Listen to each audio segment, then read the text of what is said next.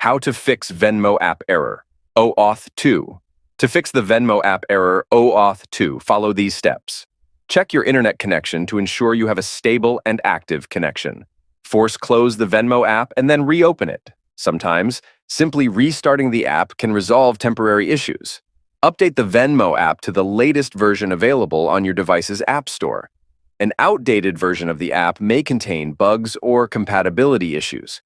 Clear the cache and app data for the Venmo app on your device. This can help resolve any corrupted files or temporary data causing the OAuth2 error. Ensure that your device's operating system is up to date. An outdated operating system may cause compatibility issues with the Venmo app.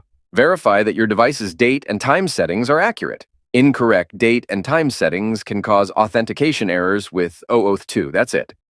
Thanks for watching this video.